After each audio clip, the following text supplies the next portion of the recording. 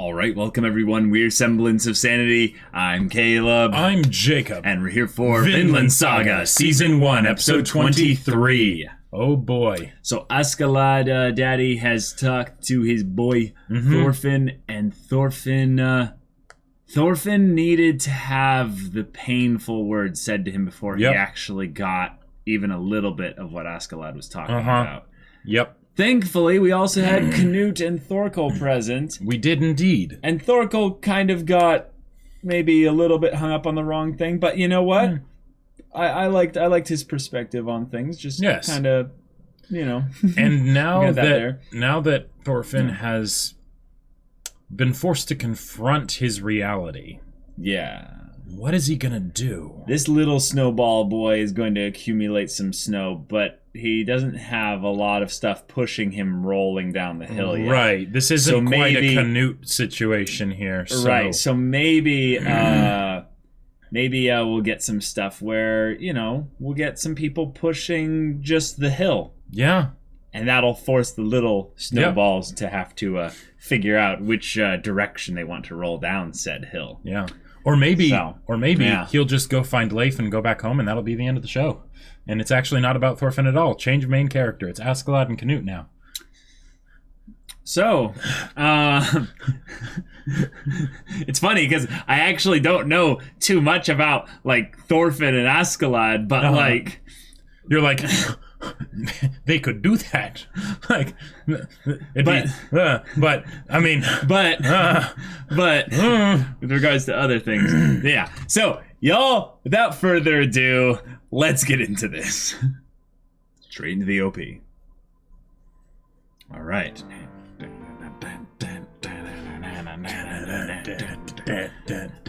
As I show you right夜空第はのカラスが世界ように叫んだ遠く昔の記憶でただ心の影が笑った寂へと笑った So I just bleed and feel the blood I have inside me, holding to the creed and blade to slay thee. Carry on the oath until my last scene, higher than the sky and deeper than the seas. Keep your precious justice to yourself, bud. Use it till they're torn, become a pile of mud. I don't need their choice or voice to judge me. The one and only way I had and always seek.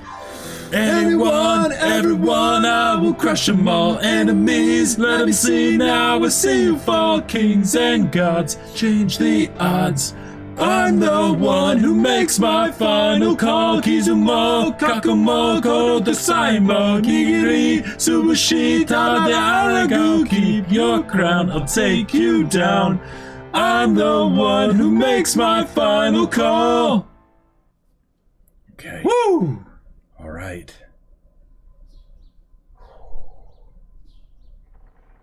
Day of the Imperial Council. Okay.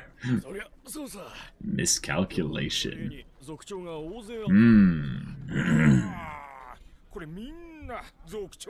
Whoa. All the mud. Use it till they're torn, become a pile of mud. Oh, this is him just stumbling around into York. Yeah.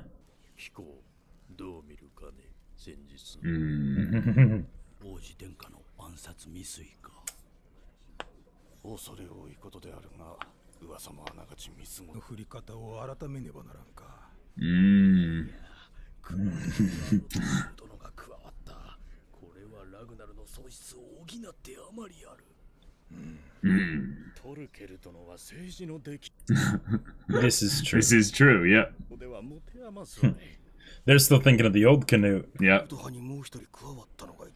Yeah. Like I say, Askeladd, you know. Covered in ash, you know. All right. Together. Okay. One with the crown. And one without. Actually, all the windows get boarded up and closed up, and the whole thing is set on fire. No.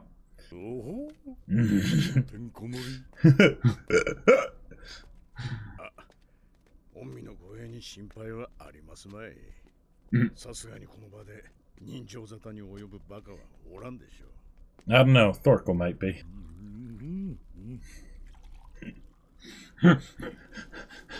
Thorkel's horn is like just a tiny little thing in his fingers. Oh man.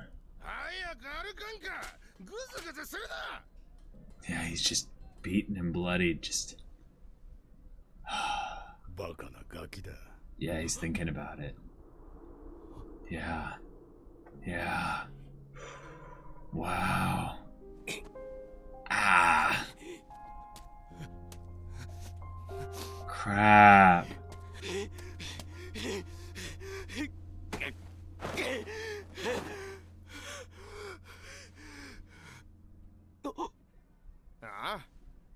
Oh.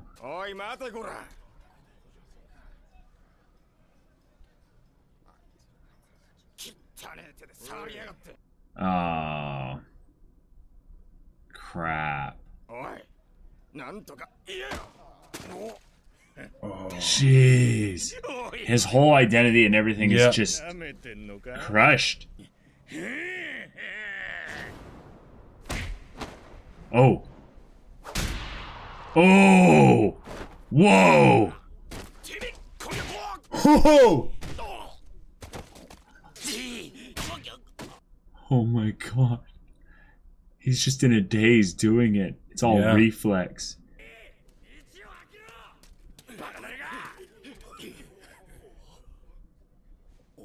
Oh. Oh! Wow. Oh, crap. Oh. Well, he's locked away, isolated, literally. Yeah. All anything that's going to happen here. Yep. In some ways, he's safe. Oh, sure. There. Yeah. He's Jack Sparrow right now.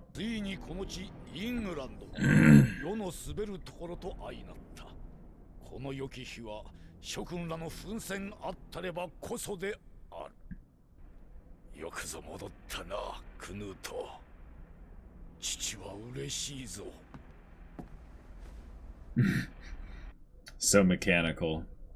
Yeah. And now toasts. The wine isn't poisoned.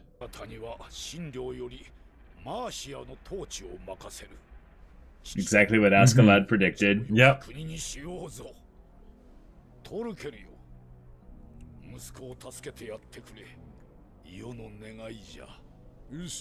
As he's not splitting them up. He's keeping them together. Wow. Okay. Alright. Okay.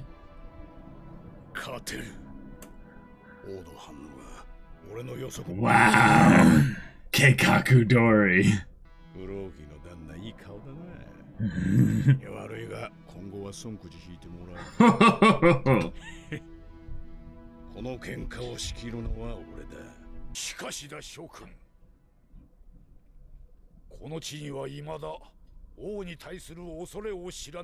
Oh. Okay.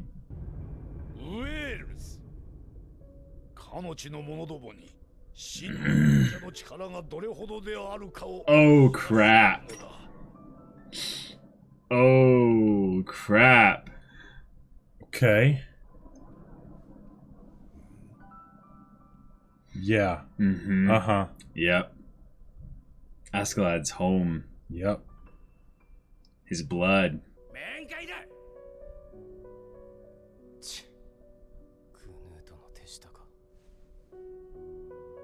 It's Leif, isn't it? Yeah. Yeah. Yeah. Yeah. Good.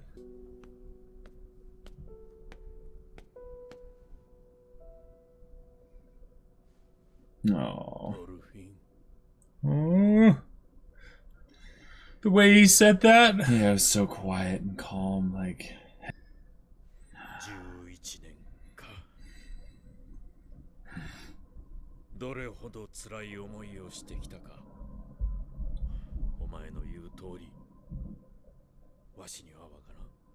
No. That's such a great way to start. Like, he doesn't understand. I mean, how could he?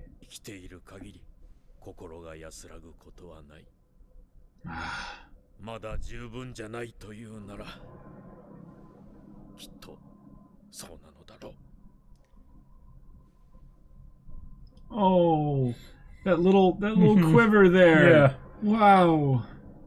He's trying to steal himself. Oh, yeah.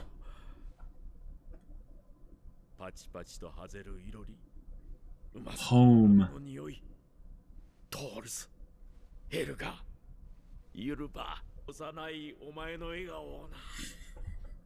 Yeah. Yeah.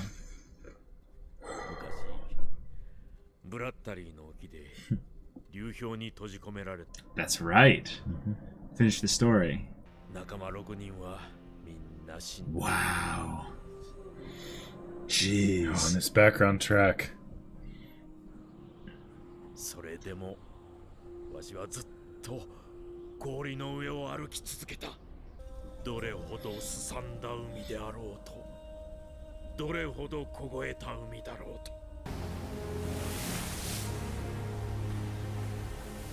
That's an epic track right there. Yeah. Wow. Oh.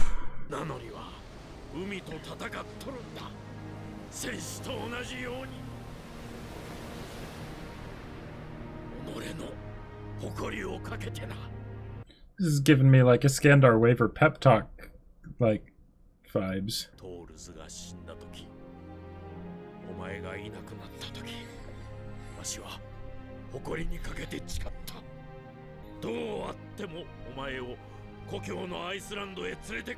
Wow.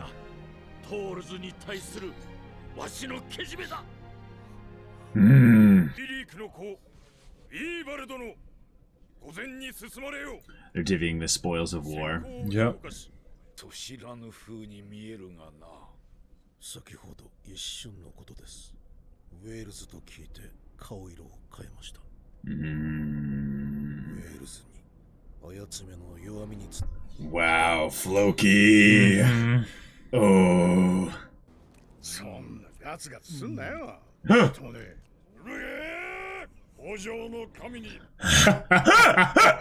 This is my sign of worship. Thanks you. Yeah. どういうことだ、スベモおめえ。俺とウェールズのつながりを知ってる？いや、そんなはずはねえ。フローキに話したことはねえ。たとえ知っていたとしても、俺への。Yeah. What's your plan then? What's your move? You don't really have any like maneuvers you can do, but tell Thorkel to just start killing everyone. Oh, wow. He's going big brain. He's literally going big brain here.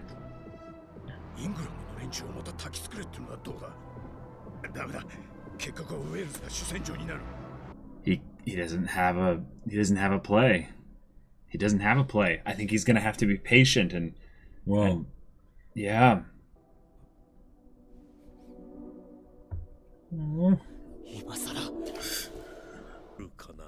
Oh, okay. Yeah.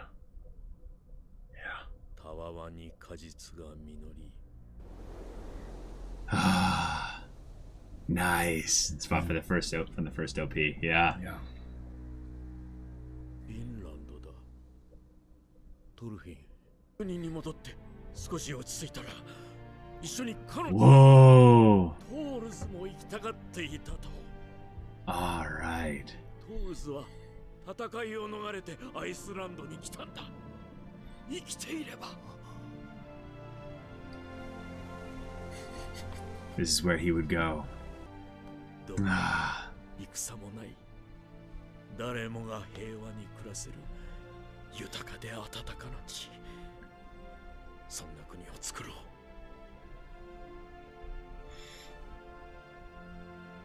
He's gonna stand. Come on, Thorfinn. Yeah. Ah! Oh man, that shot. Yep. Sane. Yep.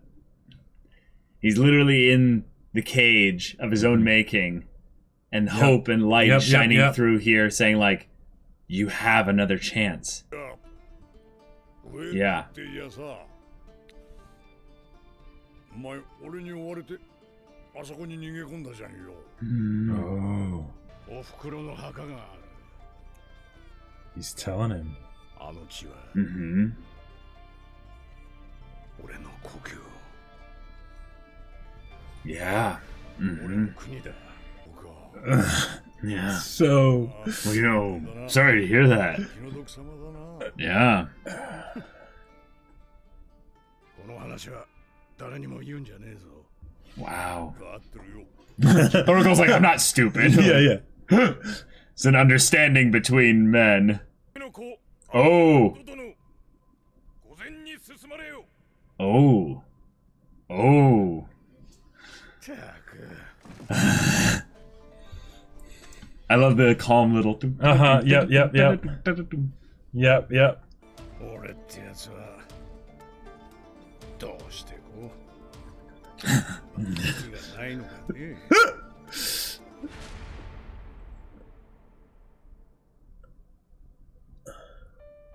Oh, Okay. that's Alright. such a tease. That's such the a fact tease. that like his hand was on his sword, like that could be nothing, or you know, like man. Oh boy. I'm just waiting for that whole building to just erupt in blood and violence.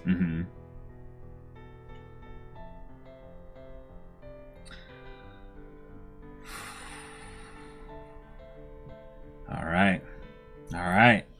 We got one more episode left in the season, so Gonna make me drown. Yeah. like, there's a lot that could happen in one episode. Yep.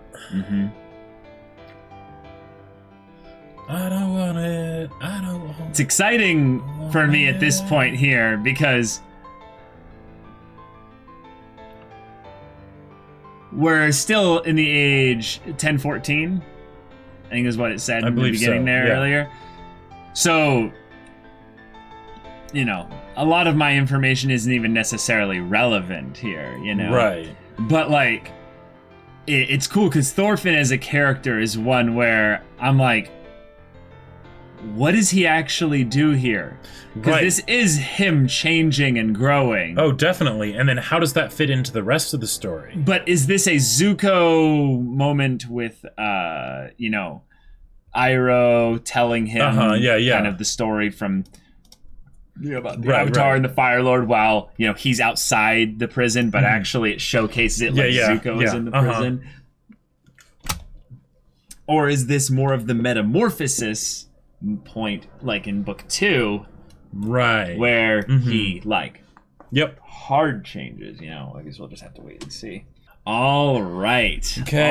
This was a conversation episode that went really in depth into what makes Thorfinn's identity and up his, in a lot of ways, his center, his anchor. Right. And he's now adrift like a boat lost in the ocean, the storm at sea. Yep. He has no aim, direction, course, or even an anchor to toss over to try and just weather the storm until it's over.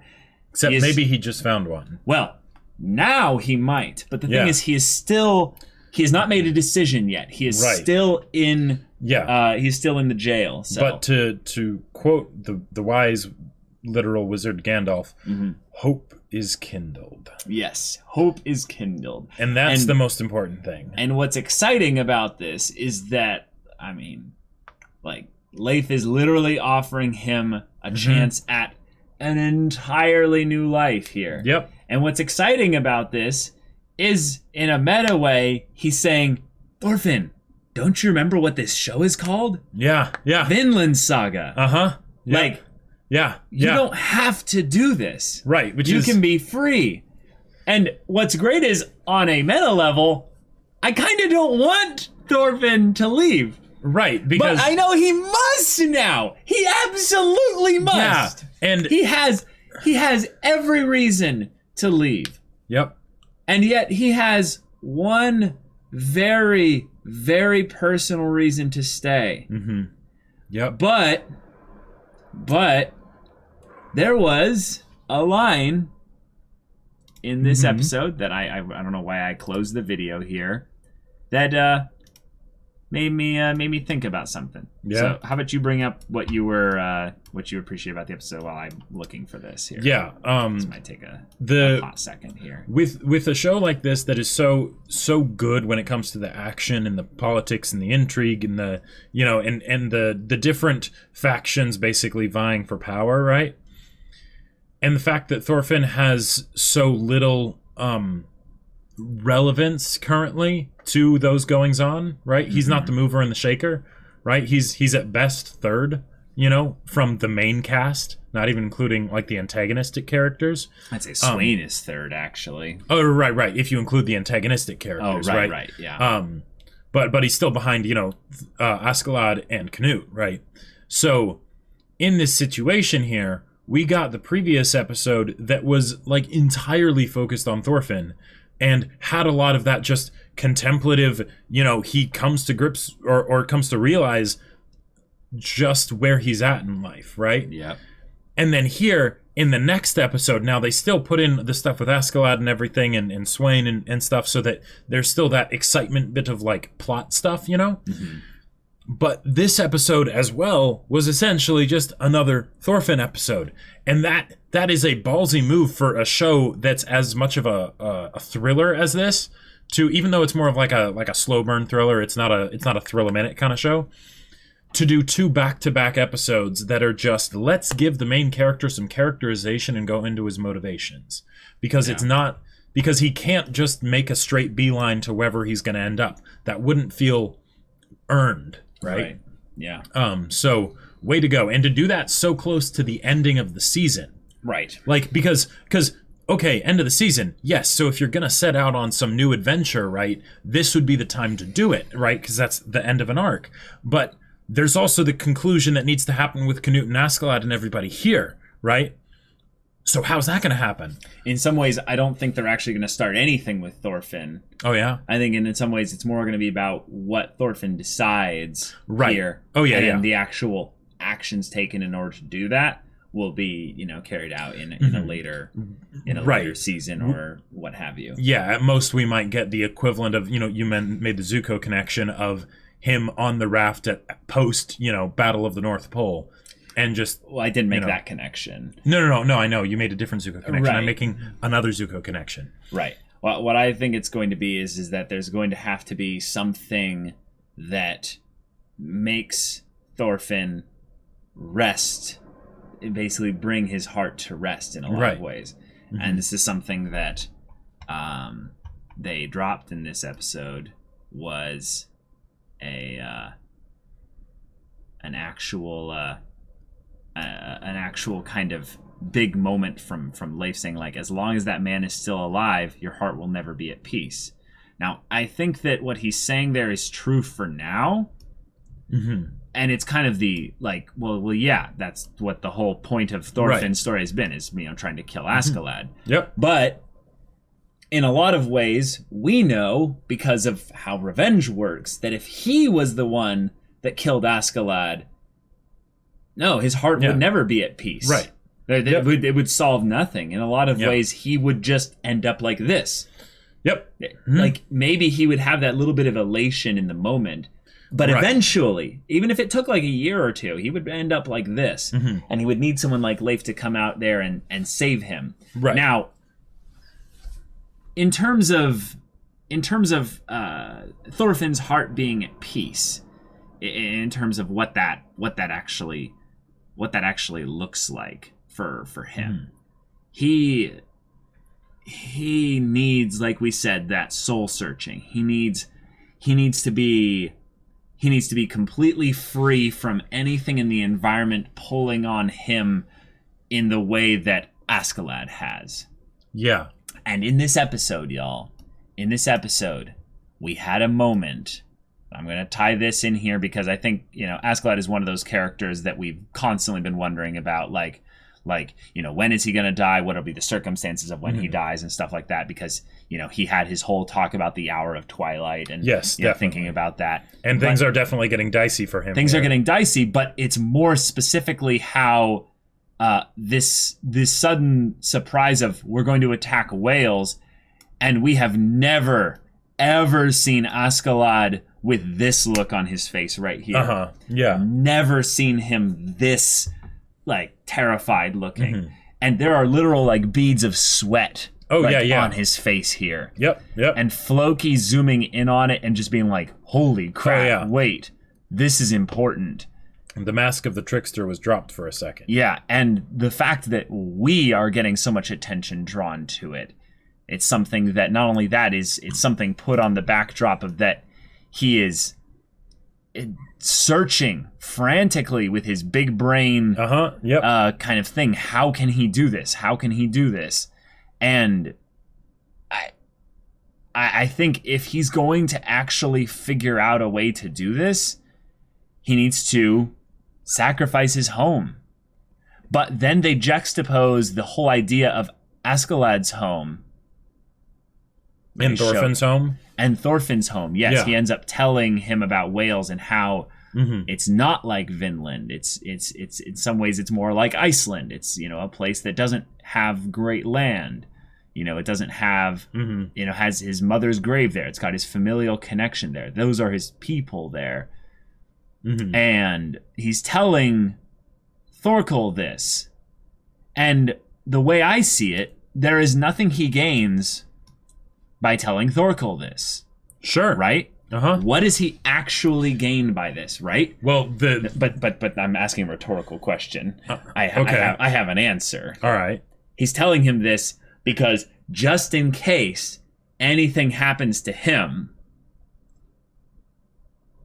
Thorkel will at the very least respect the land of Wales because it's Askeladd's home.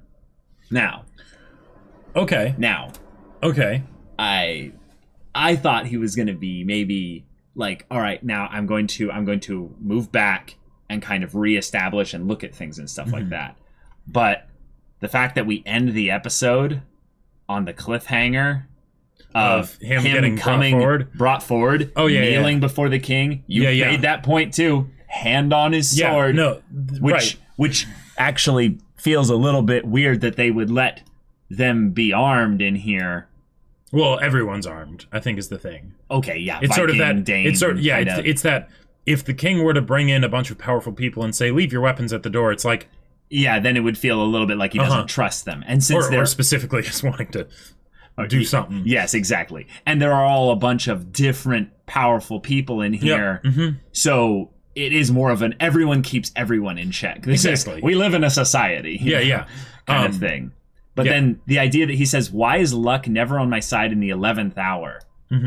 Which means he's going to move in the 12th hour. Which means this moment in time means that, like... It's not over yet. No, like, he's desperate. Oh, definitely desperate. I didn't get that literally until he said this line. He said, why is luck never on my side in the 11th hour? So what do you... Sorry, you've been chomping at the bit. What were you wanting to say? Well, the reason that he told Thorkel is because he said, I'm going to do something desperate and stupid. Or that's essentially what he's saying, is that this is my home. This is something that I will do anything to stop.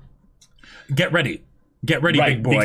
Because what I do next will be for Wales, essentially. Right. It will be for my home. It's not going to be something that will necessarily be tied to my calculating and intelligence, ambition, kind of general plan and what have you. Right. This is now personal.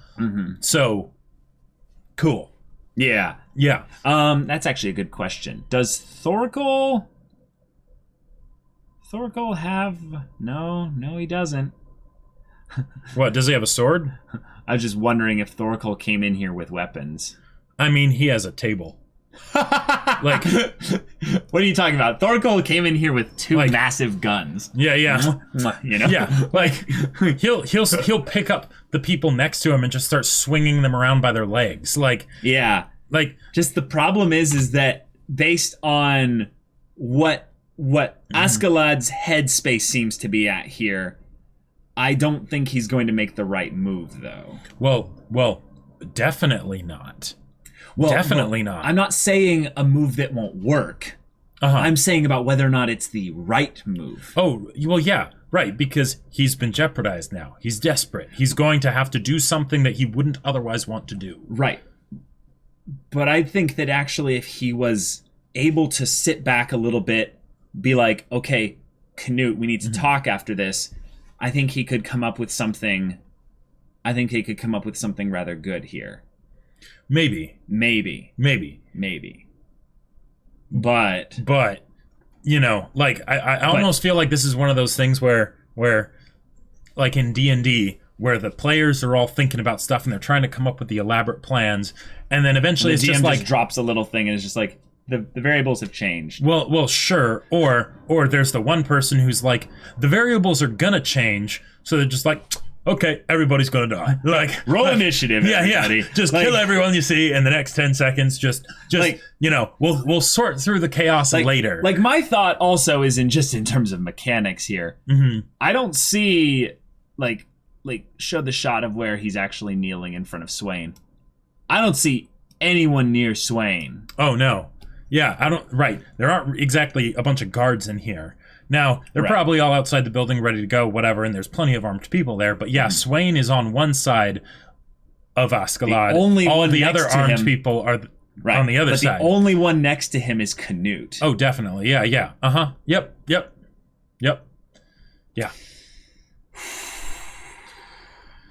Right. Oh, this is where it actually gets fun. So I'm going to...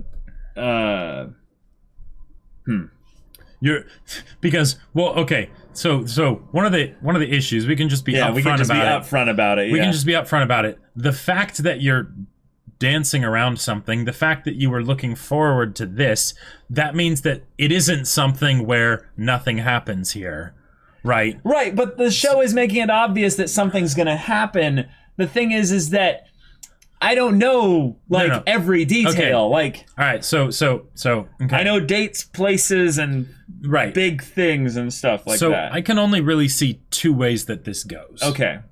1, Sweyn starts it. 2, Askeladd starts it. Sweyn could start it by basically, he could do something where he says, you're secretly a Welsh spy or whatever, right? You know, and he just accuses him or something like that because he's a smart guy, right? You know, or does something to basically get rid of Askeladd, and then that's like, okay, well, all right, and now I guess we're going. Or Askeladd runs up and cuts Sweyn's head off. You know, right? Like, both are very legitimate options. Personally, if this were a D&D campaign and I was Askeladd, heck, even if it wasn't a D&D campaign. If I was Askeladd and had all the I was used to battle and things like that, because otherwise, no way, right? Double attack, action surge, just double attack. Yeah, again. run up, cut his head off. You know, there's only the people here.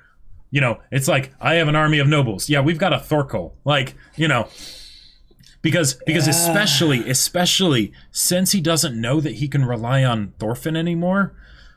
Thorfinn is his key to assassinate Sweyn if he needed to, right? He would be the person to do it. But Thorfinn's not here, and Thorfinn might be gone for good, right? Not about the Vinland Saga thing, because he doesn't know about that, or Finland. But in terms of his willingness to help you. Exactly, right. So, here you go. You got an opportunity. And information is easy to manipulate, you know, in this day and age, right? You can say pretty much anything. Yeah. So go for it. You got a sword. So, you know. So here's my thoughts, because I know certain things, and depending on how the next episode goes, I can say what I knew back then. But I think the big thing right here is actually what Canute does. It's not It's not actually. I think it is definitely a coin flip as to what Askeladd's going to do here, or what Sweyn's going to do. But I think the big thing here is that this is a moment where Askeladd is in an emotional state. He was in his logic big brain thing of trying to be like, how can I outmaneuver Sweyn here? And I think he's come to the realization that he can't actually outmaneuver him here. So the direct approach. Well, or he looks up at Canute and he goes, Canute, what do you want to do? How do you want to do this? Basically giving, because this is what I find kind of a thematic thing. That's why I froze the episode on this image here where he's kneeling before Sweyn, is he's very clearly kneeling to Sweyn here. Right. It's not like he's like pointed to Canute or something like that. Yeah. But what would be such a cool thing for him to do is to look up at Sweyn, look a little bit off to the right, look up at Canute, and in that moment, we'll probably know what Askeladd's going to do. But I want to see what Canute kind of responds to that look. Like that's what that's the thing I feel like is going to be the big thing here. Because if Askeladd goes and just starts like by gutting him right through the chest, right? Yeah. What happens next? Right. Chaos happens. Canute would be the one to put it back together afterwards because he's the prince. But still, you have chaos happens. Chaos happens, and you have a whole bunch of nobles.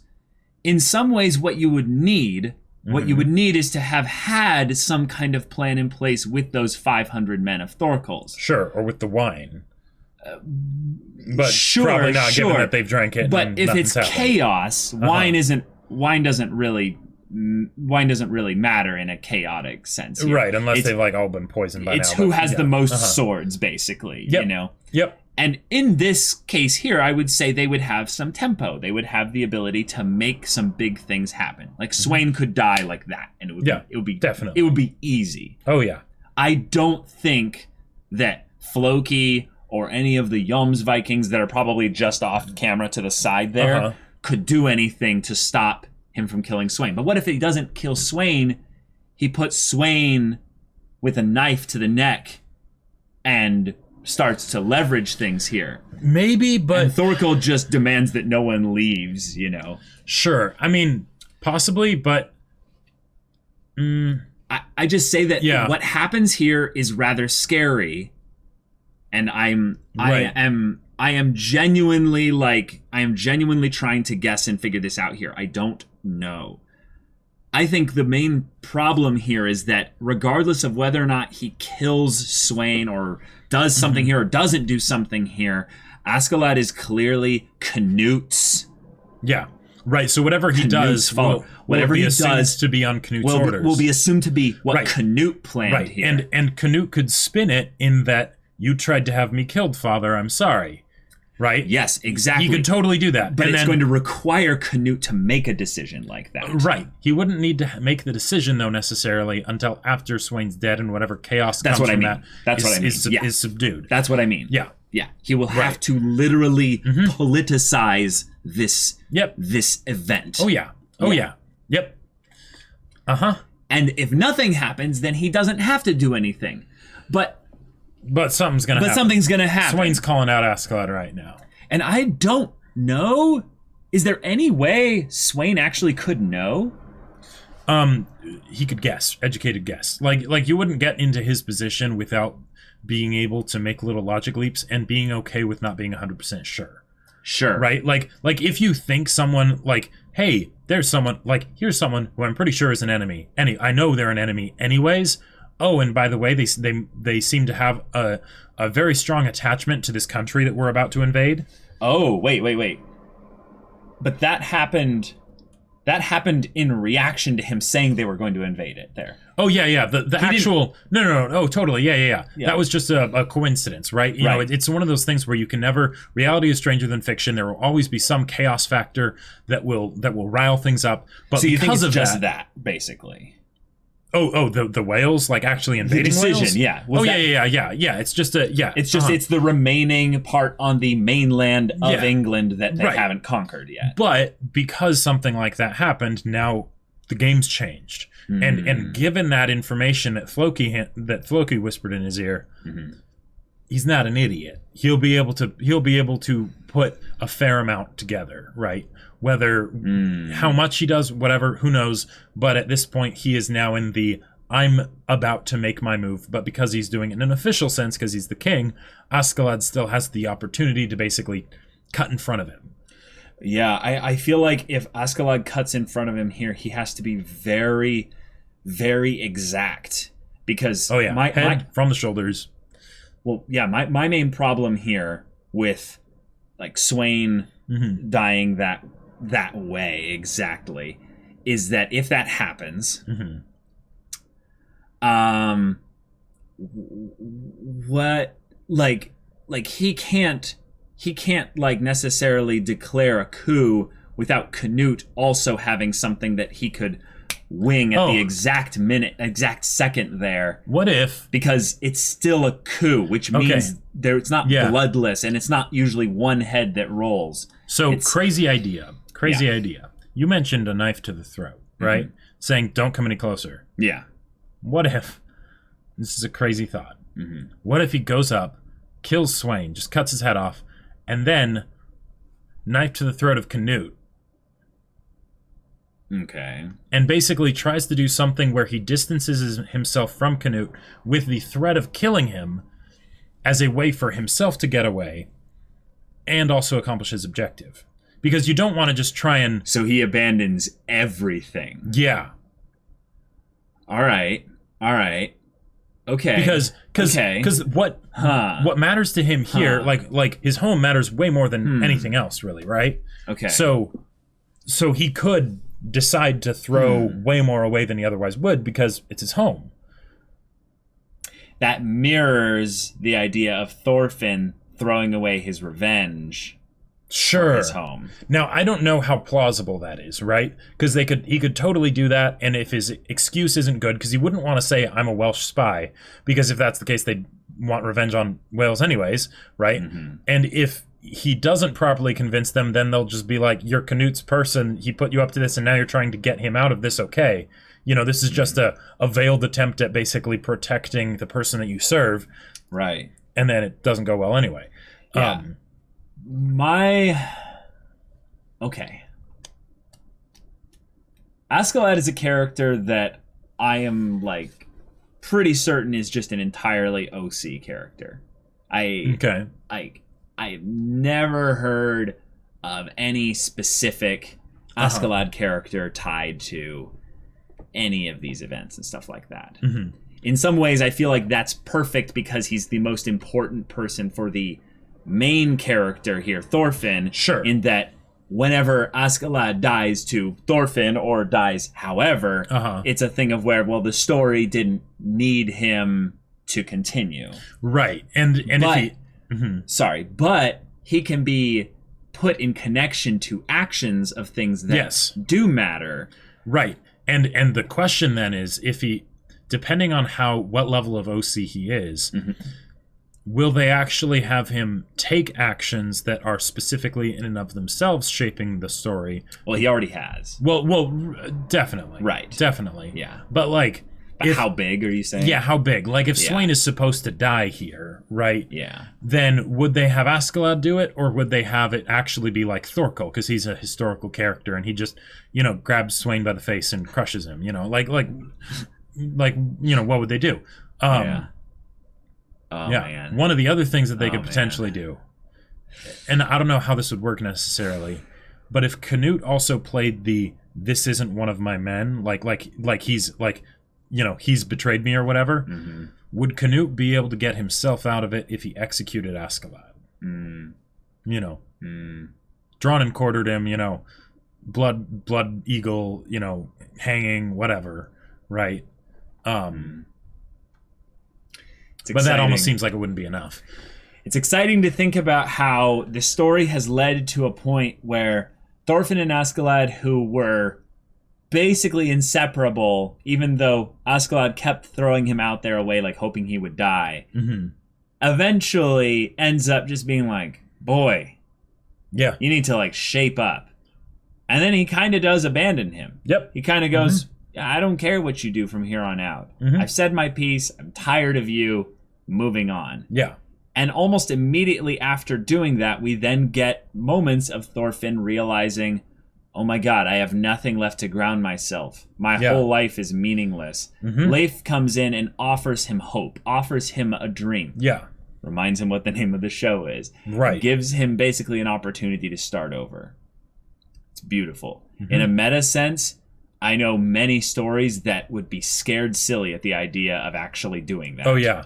And they could... Well, But they took their other character yes. and put him in a position as well where home became the only thing, or at least kind of the main priority thing on his mind, to where he's now thinking in plans and schemes and things that would need to be really, really complex, and I would say either extremely subtle to the point where like even Canute wouldn't even know what he was doing here, or so direct and violent and upfront that it all just ends here. And then me in the meta sense of looking at this as the final episode in the first season of this, you know, like incredible anime. Yeah. Oh, there's just... Well, and one of the things that I'm a bit curious about is that if it does all go to shit, right? Will that be the way that they can basically keep Thorfinn from going to Vinland Saga, or from going to Vinland just yet? Because something changes in the status quo here. In New York. And and because of that, it is something that has enough pull for him in order to basically say, like, yes, Leif, like, go get my family, you know, I'll meet you, you know, in whatever place, and then from there we'll set off for Vinland. But I need to wrap up some unfinished business. Like I'm with you, yeah. There's something I need to do first. I would say that my prediction is that, like, this is so tough. My prediction, because I'm just going to avoid, like, going in for specifics here. My prediction is that Askeladd is not going to have this moment happen without him talking, without somewhat of either a little monologue or a conversation. Before or after? Before. Okay. Before anything else happens. And I think in some ways it will be like in some ways what Leif told Thorfinn, but Askeladd talking from the heart. Okay. In the same way that Leif did. Instead of him like talking to someone else to give them hope or something, it's that true honesty. Because Askeladd has been the liar, the schemer, the manipulator. And he just showed some honesty. And he just showed some honesty here, That means, in my sense of things, and then jumping just ahead to like when the episode ends, the season ends, Thorfinn will have made the decision to do whatever he's going to do. Right. But in some ways, the events happening here, I cannot see a situation where Askeladd is the one making the final choice. Sure. I see him as basically having made his bed, lying in it. Right. And then Canute having the one that makes the final say. Definitely. Maybe he lights the gunpowder, but, you know. Yes, exactly. Yeah.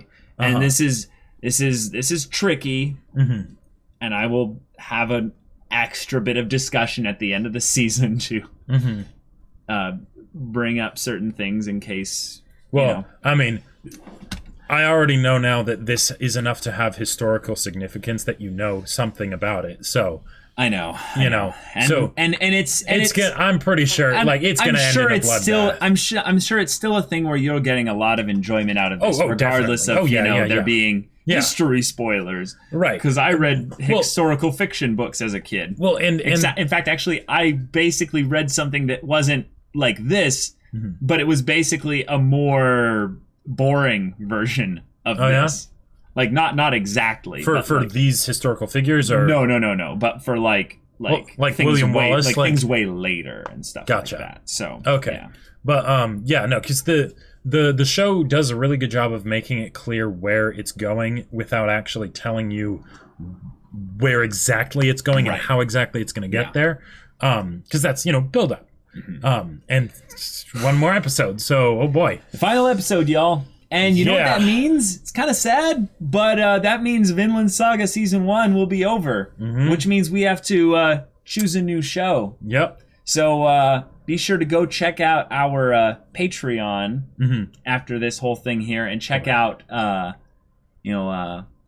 poll. Right. To see. Which might actually be over, because if you're watching this on YouTube, then that means...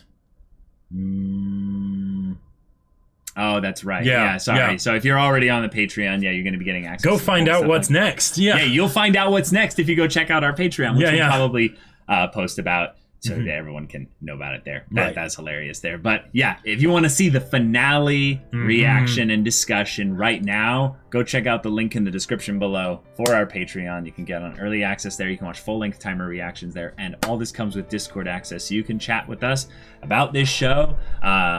There's an anime-only bit in there, which we will actually be able to enter once the first season is over. Yep. And then there's a manga-only bit in there, if that's for you. Then you can also talk with us about all other kinds of stories and stuff, like the one that Jacob wrote, his sci-fi novel. I wrote a sci-fi novel. It's called Battle Lines, and it's awesome. It's available for purchase on Amazon. Links in the doobly-doo down below. It's in both hardback and ebook, so whichever works best for you, go check it out. Yeah, so if any of that interests you, we'll see you there. But until then, we're Semblance of Sanity. I'm Caleb. I'm Jacob. And we'll see you all next time.